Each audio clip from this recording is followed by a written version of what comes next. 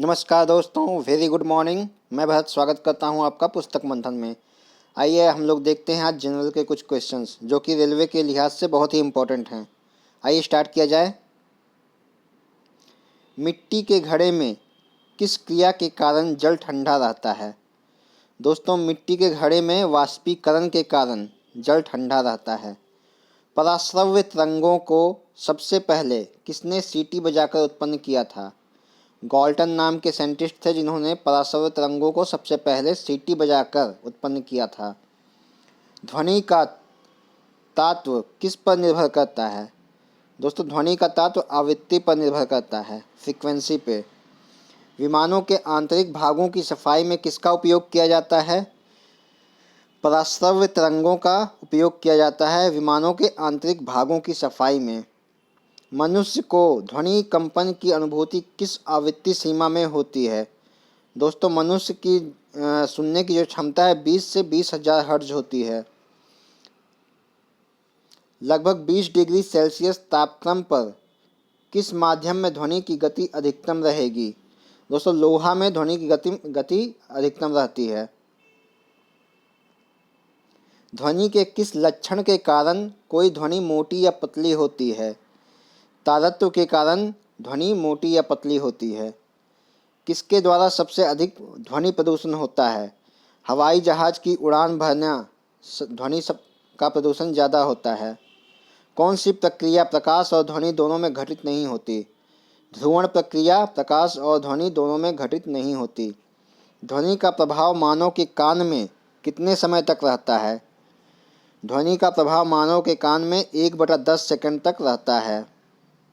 ध्वनि तरंगे किसके कारण प्रतिध्वनि उत्पन्न करते हैं? दोस्तों, ध्वनि तरंगे जो है परावर्तन के कारण प्रतिध्वनि उत्पन्न करती हैं। एक व्यक्ति को अपनी प्रतिध्वनि सुनने के लिए परावर्तक तल से कितनी दूर खड़ा होना चाहिए? दोस्तों, 56 फीट दूर खड़ा रहेगा तो उसको अपनी ध्वनि सुनाई देगी। स्टेथोस्कोप ध्वनि के किस सिद्धांत पर कार्य करता है? परावर्तन के सिद्धांत पर स्टेथोस्कोप काम करता है। पास आती रेलगाड़ी की सीटी की आवृत्ति या तीक्ष्णता बढ़ती जाती है, ऐसा किस घटना के कारण होता है? दोस्तों, ऐसा डॉपलर प्रभाव के कारण होता है। किस एक प्रकार की तरंग का प्रयोग रात्रि दृष्टि उपकरण में किया जाता है? अवरक्त तरंग का प्रयोग रात्रि दृष्टि उपकरण में किया जाता है। एक जेट वायुयान 2 मैक के वेग से हवा में उड़ रहा है। जब ध्वनि का वेग 332 मीटर पर सेकंड है तो वायुयान की चाल कितनी होगी? दोस्तों, दुगना हो जाता है, 664 मीटर प्रति सेकंड हो जाएगी। लगभग 20 डिग्री सेल्सियस के तापक्रम पर किस माध्यम में ध्वनि की गति अधिकतम होगी?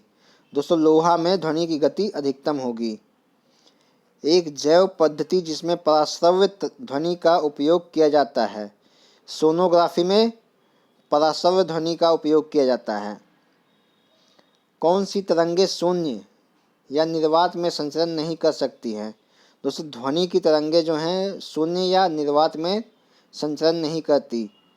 वह उपकरण जो ध्वनि तरंगों की पहचान तथा विजुरेखन के लिए प्रयुक्त होता है क्या कहलाता है? दोस्तों, सोनार कहलाता है उपकरण। प्रकाश तरंग किस प्रकार की तरंग है?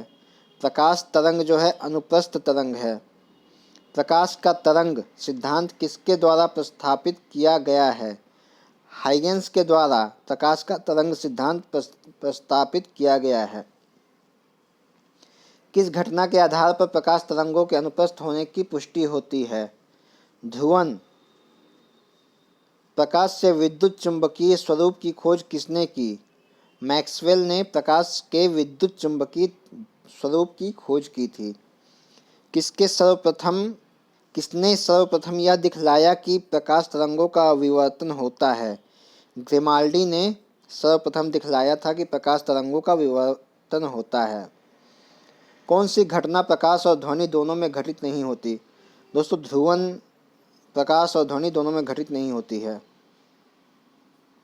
कौन सा सिद्धांत प्रकाश के तरंग प्रकृति की पुष्टि करता है? व्यक्तीकरण का सिद्धांत प्रकाश की तरंग प्रकृति की पुष्टि करता है। चंद्रमा से पृथ्वी तक आने में प्रकाश को लगभग कितना समय लगता है? दोस्तों 1 सेकंड। चंद्रमा से पृथ्वी तक आने में प्रकाश को लगभग 1 सेकंड का समय लगता है। सूर्य की रोशनी को पृथ्वी तक पहुंचने में लगभग कितना समय लगता है? 8 मिनट 16.6 सेकंड सूर्य की रोशनी को पृथ्वी तक पहुंचने में लगता है समय। वायु में प्रकाश की गति कितनी होती है? 3 × 10⁸ मीटर पर सेकंड प्रकाश की गति होती है। सूर्य ग्रहण के समय सूर्य का कौन सा भाग दिखाई देता है? किरीट, कोरोना।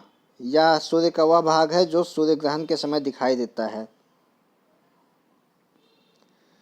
पानी से भरे किसी बर्तन में पड़ा एक सिक्का किस कारण थोड़ा उठा हुआ प्रतीत होता है?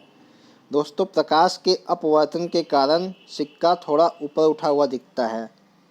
पानी में डुबोई एक छड़ी किस संवृत्ति के कारण मुड़ी हुई प्रतीत होती है? ये भी दोस्तों प्रकाश का अपवर्तन के कारण होता है। किसके कारण आकाश नीला दिखाई पड़ता है? प्रकिरणन के कारण आकाश नीला दिखाई देता है। सूर्योदय और सूर्यास्त के समय आसमान में लाल रंग किसके कारण होता है? प्रकिरणन के कारण सूर्योदय और सूर्यास्त के समय आसमान में लाल रंग दिखाई देता है। इंद्रधनुष में किस रंग का विक्षेपण अधिक होता है? दोस्तों बैंगनी रंग का विक्षेपण इंद्रधनुष में सबसे अधिक होता है। ऊष्मागति की प्रथम नियम किस अवधारणा की पुष्टि करता है? ऊर्जा संरक्षण की अवधारणा का पुष्टि करता है। किस बिंदु पर फ़ारेनहाइट तापक्रम सेंटीग्रेड तापक्रम का 2 गुना हो जाता है? दोस्तों 160 डिग्री फ़ारेनहाइट पर फ़ारेनहाइट तथा सेंटीग्रेड का तापक्रम 2 गुना हो जाता है। किसी वस्तु की विशिष्ट ऊष्मा किस पर निर्भर करती है? दोस्तों पिंड के द्रव्य पर निर्भर करता है उसकी विशिष्ट ऊष्मा। सेल्सियस में माप का कौन सा तापक्रम 300 के बराबर होता है? दोस्तों 27 डिग्री सेल्सियस। ब्लैक बॉडी किसकी विकिरण को अवशोषित कर सकती है? ब्लैक बॉडी जो है केवल उच्च तरंगदैर्घ्य की विकिरण को अवशोषित कर सकती है। शीत ऋतु के दिनों में हम मौसम किस प्रकार का होने पर ज़्यादा ठंड महसूस करते हैं? साफ मौसम होने पर हमें ज़्यादा ठंड लगती है। दोस्तों इस वीडियो में इतना ही। Thank you for watching.